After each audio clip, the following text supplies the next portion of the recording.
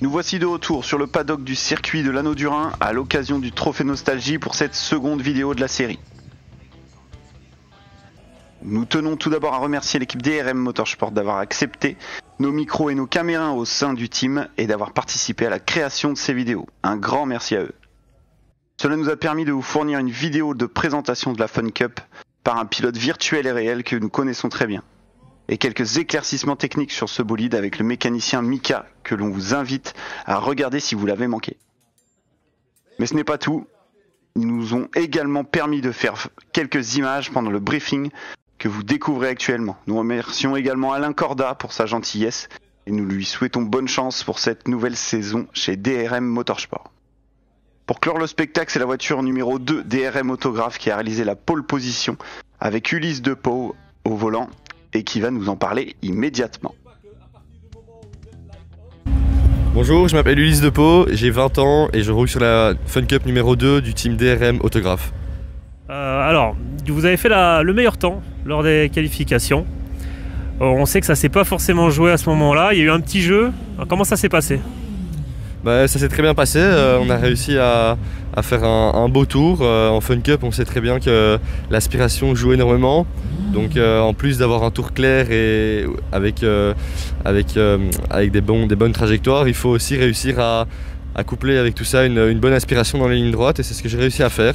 Donc voilà, c'est ma deuxième pole en Fun Cup en 3 courses cette saison, donc c'est super.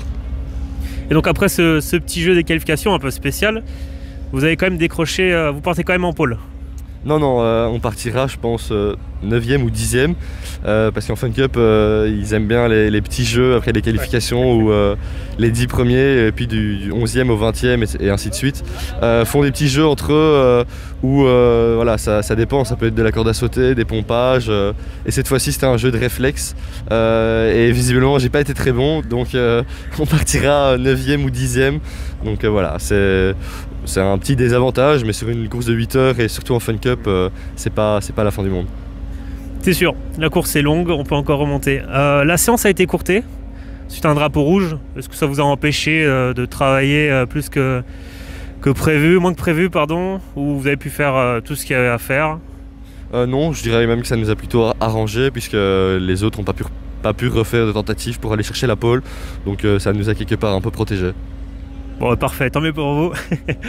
Alors, maintenant que tu es avec nous, on va en profiter.